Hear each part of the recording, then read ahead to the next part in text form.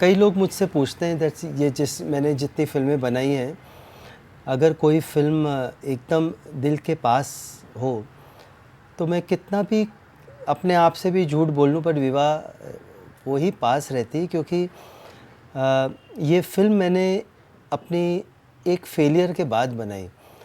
क्योंकि मेरे करियर में अगर कोई फ़िल्म नहीं चली है तो एक मैं प्रेम की दीवानी मतलब चली, बट कम, जो कम होता है तो कम होता है। तो उसके बाद सबके जैसे मेरा भी एक हल्का सा कॉन्फिडेंस शेक हुआ। तो उस समय अंदर झांक के वो बनाना जो रियल बनाना चाहते हो, वो दौर में जब सब लोग बोल रहे थे अरेंज मैरिज का ज़माना गया, आजकल कौन है, कौन जल बोलता है, कौन ये बोलता है, ये सब छोड़ करके वो बनाना जो अंदर की आवाज़ आती है, तो वो विवाह, इसलिए विवाह बड़ी स्पेशल सी है, छोटी सी फिल्म। I made it a very small budget also. Of course आज it proved a big success and I was happy that मुझे कॉन्फिडेंस ये मिला कि मेकर को वही बनाना चाहिए जो उसके अंदर की आत्मा कहती है, ये छोड़ करके कि क्या चलता है क्या नहीं चलता है, बिकॉज ऑडियंस तो आपकी सिंसेरिटी देखने आती है। बट विवाह में कई चीज़ें हैं जो मुझे अचंभे किए हैं। जैसे कि सबसे पहले जब कास्टिंग हो रही थी तो मुझे पूनम के रोल में बहुत ज़रूरी था कि एक ऐसी एक्ट्रेस जिसके फीचर्स बड़े इंडियन हो और बड़े क्लासिकल हों, क्योंकि कहानी थी कि एक बहुत ही सुंदर सी लड़की को जलना था।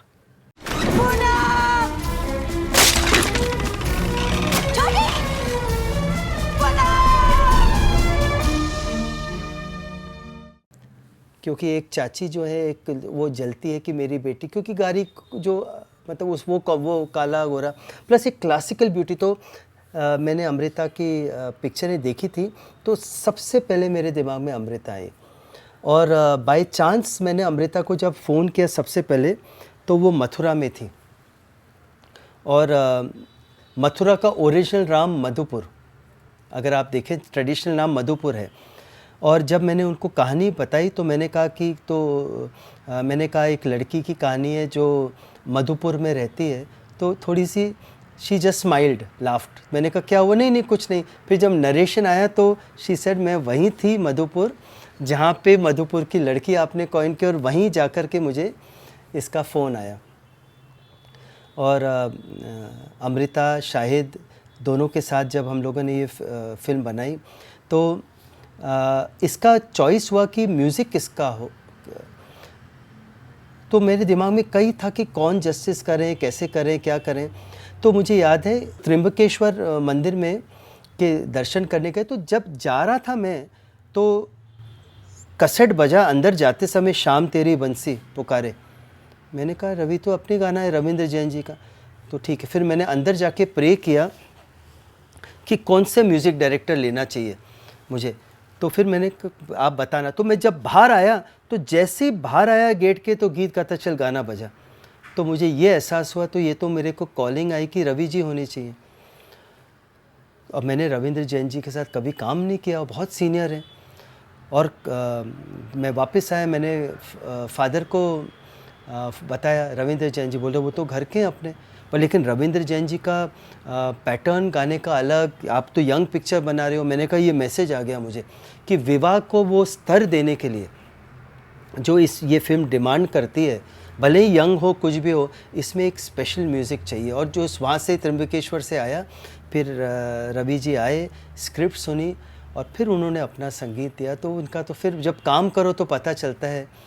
तो आज भी मुझे एक खेद रहेगा। और वो उनका जब आप उनके साथ काम करो तो वो चित्र खींच देते हैं, हालांकि देख नहीं पाते थे। तो और लिरिक राइटर तो इतने बढ़िया थे। तो मुझे याद है एक गाना है उसमें विवाह में, मिलन है बाकी आधा अधूरा है। तो उसमें एक उन्होंने अंतरा लिखा था कि दोनों सरोवर के ऊपर। तो हम सरोवर पे लिख दिया। फिर हम गए नैनीताल रेकी करने, वहाँ देखा सरोवर तो है ही नहीं, कोई लेक में कर ही नहीं सकते शूट, इतनी ठंड है। मैं वापस आया, मैंने कहा दादा ये वहाँ सरोवर तो है ही नहीं। बोले कुछ नहीं, झरना करता हूँ।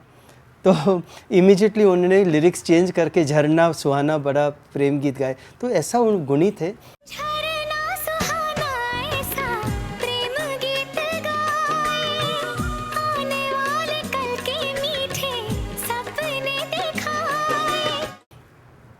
और एंड में जब पिक्चर ख़त्म हुई तो बैकग्राउंड में मैंने उनसे कहा कि एंड जो है पिक्चर का वो थोड़ा क्लासिकल है दादा, और उसमें समर्पण की भावना है। तो फिर उन्होंने एक नया गाना लिखा, समर्पण की बेला आई सजनी। और आज भी मुझे ये खेद है कि अगर वो मुझे पहले मिलता तो मैं शायद और अच्छा पिक्चराइज़ करता, बट कितने कितने गुणी लोगों से इस पिक्चर में काम मिला। और जब ये पिक्चर रिलीज़ हुई तो हम लोगों ने बम्बई, दिल्ली, बड़े बड़े शहरों में प्रिंट लगाए, सोचकर कि छोटी सी सिंपल सी फिल्म है, ये पोइटिक फिल्म है, इसको यही लोग देखेंगे। बट बम्बई, दिल्ली से ज़्यादा एक हफ्ते बाद हमने देखा ये तो नासिक में पकड़ गई, इंदौर में पकड़ गई, पटना में पकड़ गई, पटना के एक एक छोटे छोटे गांव में पकड़ गई, सब प्रिंटें इधर से उधर शिफ्ट हो गई। और जयपुर में इतनी बड़ी हिट, जयपुर के कोटा, बीकानेर। तो ये छोटे टाउन की पिक्चर 2-4 दिन में पता चल गया कि पिक्चर तो कहीं और की, हम कहीं और पब्लिसिटी कर रहे हैं। और जो कहानी है, जो एक जलना है और एक लड़के की शादी करनी है, उससे ये क्रेडिट मेरे फादर को फिर जाता है, क्योंकि उनको बहुत शौक़ था पेपर कटिंग करने का। मतलब रोज़ उनके पास पूरे हिंदुस्तान के पेपर्स आते थे और वो 1.5-2 घंटे काटते थे। अक्सर हमें लगता था ये क्यों कर रहे हैं, बट 18 साल पहले उन्होंने एक पेपर की कटिंग काटी थी जिसमें मेरठ का एक टेलर ने अपनी होने वाली दुल्हन, जली हुई दुल्हन को गवर्नमेंट हॉस्पिटल में फेरे लिए। वो बना विवाह का क्लाइमैक्स। तो ऐसे पिक्चरें, फिल्म मेकिंग ऐसी है, क्या पड़ा कब आता है, 18 साल पहले कब बनना था विवाह का, तो ऐसे बनी ये विवाह। दूल्हा बन गया साडा बरखुरदार, घोड़ी चढ़ गया ओए, चढ़ गया छड़के मोटर कार, सहरा सज गया ओए, ओ सहरा सज गया जलवेदार, दुल्हनिया द्वार खड़ी, सजन संग जाने को तैयार, नच ले ओए, ओ नच ले ओए, ओ यारा हो, ओ मित्रा हो।